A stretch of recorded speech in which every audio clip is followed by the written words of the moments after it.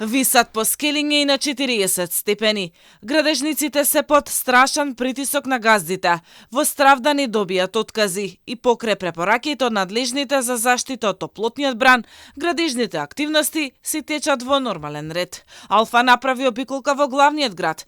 На повеќе градилишта се работи и во најтоплите часови, од 11 до 17 часот. На терен се и трудовите инспектори низ цела Македонија. Од инспекторатот велат дека прават засилени контроли, особено во текстилната индустрија и во градежништвото. За изминатите 2 дена, државните инспектори за труд во градовите Гевгелијава, Ландово, Дојран и Богданци извршија вкупно 35 инспекциски надзори, и тоа 31 вонредни надзори и 4 контролни надзори. При извршување на вонредните инспекциски надзори на работодавачите им се издадени вкупно 4 решенија за забрана за работа за утврдено непочитување на препораките. Горештините и високите температури ја вжештија телефонската линија на итната медицинска помош.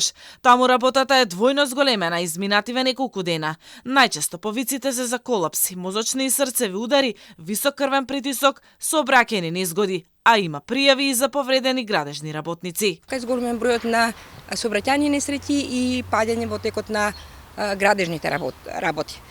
Во препораките од Министерството за здравство токму тоа е нагласено дека во кој период работодавачите треба да овозможат да луѓето што работат на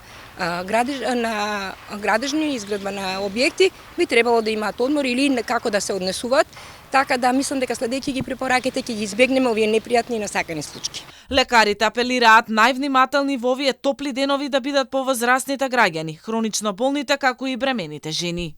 Од УХМР најавуваат позначително паѓање на температурите веќе од утре, за кога се очекува тие за дури 10 степени да бидат пониски од оние кои ги имаме сега.